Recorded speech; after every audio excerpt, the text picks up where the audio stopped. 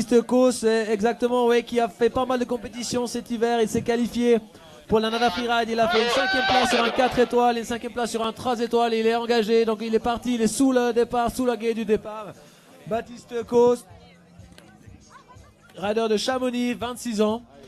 Donc probablement expérimenté dans la haute montagne, il va probablement trouver son chemin de manière assez facile dans cette phase. Donc avec une grosse barre qu'il recherche, qu'il prend sur le côté le plus élevé, voilà, avec un atterrissage parfait. Et il continue sur le riders droit. Donc comme je l'ai indiqué avant, c'est difficile de trouver son chemin. La face est concave en haut. Donc il faut toujours repérer des cailloux pour savoir où on est. Et là, il a choisi de prendre une partie vraiment originale avec une double barre très très belle, très bien posée. Les riders français aujourd'hui sont chauds, très très chauds. Il continue. Est-ce qu'il va encore chercher aussi la barre centrale? J'ai l'impression que c'est son but.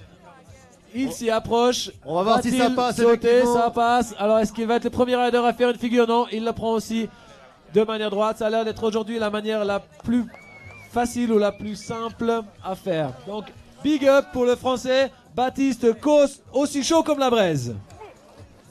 Effectivement, Julien, on l'a vu, hein, cette dernière barre, comme on l'a dit avant en anglais, elle est dure à poser. L'année passée, on se rappelle, on avait Loïc Colomb-Paton, actuel leader du Freeride World Tour, qui avait gagné ici. Il avait remporté la dernière Nanda Freeride, maintenant il est sur le World Tour. Et puis il nous disait au briefing qu'il voulait tenter en 7-2, donc en 720 sur cette dernière barre. Et puis on se rappelle, elle était dure à envoyer. Il semble que c'est encore le cas cette année avec cette dernière barre. Peut-être que pour l'année prochaine, il faudra la lâcher un peu, Cyril. Qu'est-ce que t'en penses? Moi, je pense qu'on pourrait faire ça, effectivement. Ouais. On pourrait s'organiser une sortie pique-nique avec des pelles et puis aller un petit peu préparer ça. Mais bon, alors marteau-piqueur pendant l'été, là, on va shaper un peu les kick-offs des bars pour être sûr que les riders ils envoient du spectacle. Exactement. On va négocier un petit budget avec notre partenaire Telelanda ici. On a vu le directeur de l'office du tourisme qui est là. On va voir s'il est d'accord. Donc on a un petit peu shaper cette montagne parce qu'effectivement c'est la deuxième année que ça nous fait le coup. Sur cette dernière barre, on se rappelle, hein, au tout début Nanda Freeride, il y a quelques années, Ludo Lovec qui nous balançait des gros front flips, les Superman front flips, on s'en rappelle de Ludo.